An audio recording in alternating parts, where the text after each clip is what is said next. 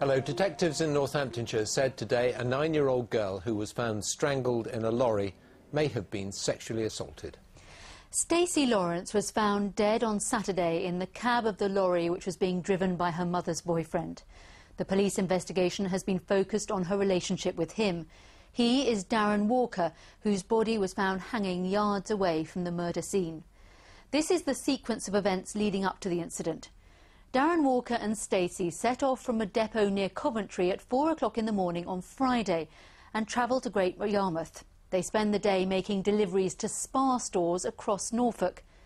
Later, at 3 o'clock that afternoon, they make a short stop at Peterborough.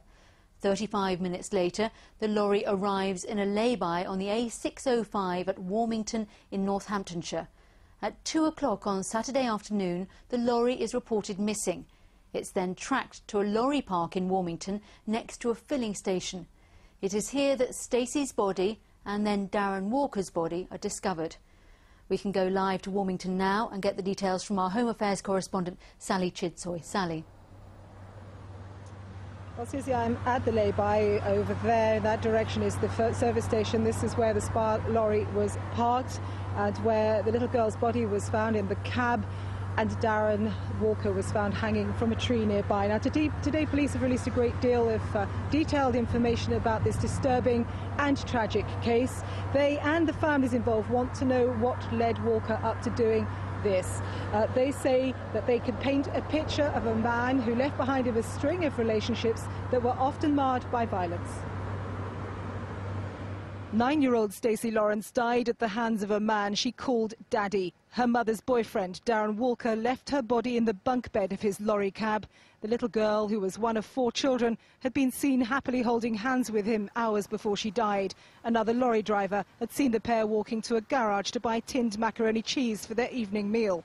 At a news conference, Northamptonshire police said they believed it possible that he'd shown a sexual interest in her. We are continuing with the forensic tests, but we cannot rule out now that there was some sexual touching involved in this incident. It was Darren Walker's idea to take Stacey to Great Yarmouth with him to deliver supplies to 3 Spar stores. She was excited by the idea of a trip to the seaside. Police don't know what triggered the killing, but the answer may lie in his past.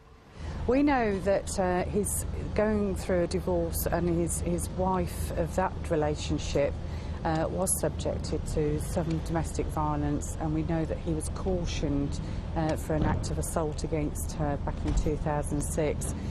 We are also hearing that there were other relationships where there may have been a 15-year-old child who was sexually approached by Darren Walker. Police say Stacey had watched her favourite TV show My Family in the lorry cab on Friday evening, and that she may have been asleep when she was attacked.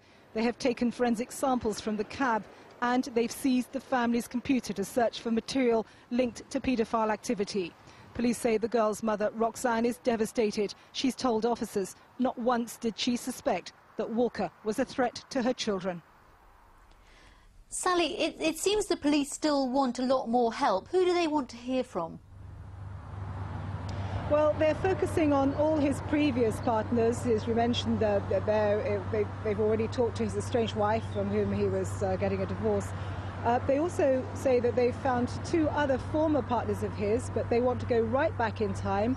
They say they don't even know if he had any children of his own, so they're appealing for that. They're also appealing for anyone to come forward who may have seen him in this area late Friday night, Saturday, and they say that they will be renewing their appeal tomorrow by releasing CCTV footage of him walking with Stacey in this area, hoping to trigger more information coming forward. Now back to you in the studio. Sally, thank you very much.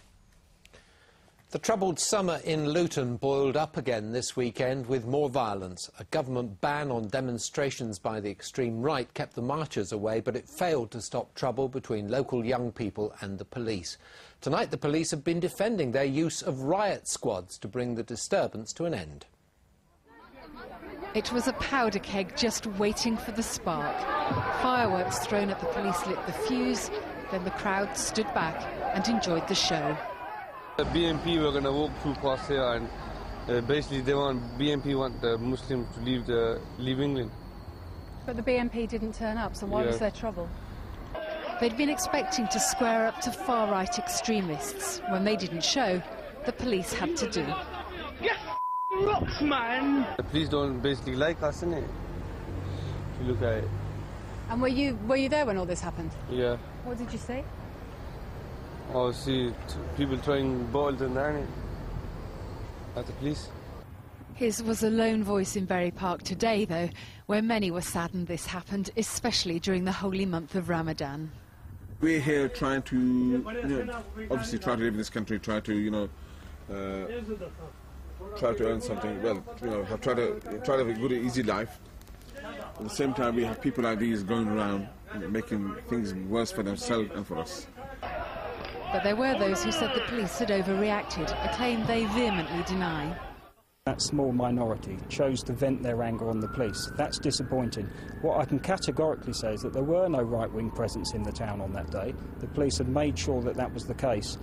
4 right-wing extremist groups have been banned from marching in Luton over the next 3 months. On the 19th of September, these seats were due to be filled with some 7,000 Luton Town and York City fans, but the game has been postponed at the request of the police. So does it send a message to the Asian community now that all Luton Town fans like myself walking through Bury Park on a Saturday afternoon are racists? I feel that it also sends a message out to away teams, firms, that maybe from now on Luton is a target. If the idea is to blacken Luton's reputation, then the extremist job has been done for them, without them ever setting foot in town. Nikki Jenkins, BBC Look East, Bury Park.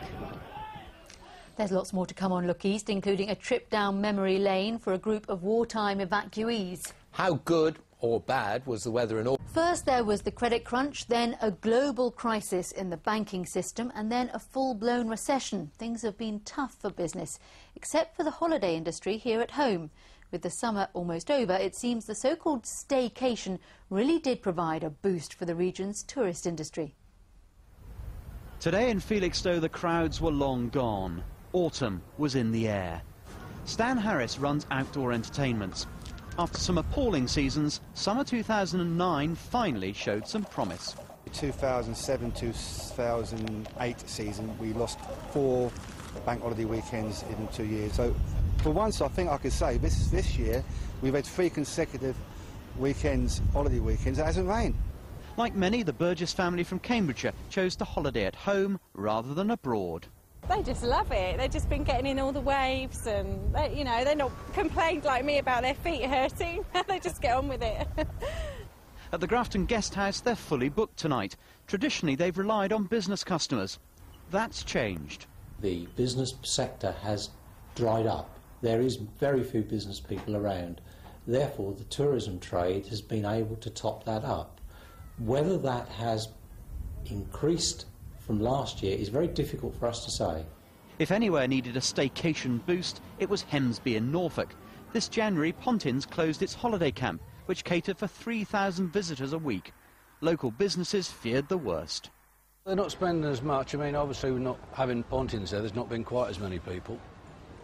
So, they're not coming out as late at night. And, but we've had good weather. Usually it'd be 1 in 3, 1 in 4 people would buy. Now it's gone to about 1 in 7, 1 in 8 people are watching more, and they're weighing up prices of the whole road. Back at Felixstowe, hardy souls braved the sea. It seems despite recession, home tourism has more than weathered the storm. Richard Daniel, BBC Look East, Felixstowe. A special constable has appeared in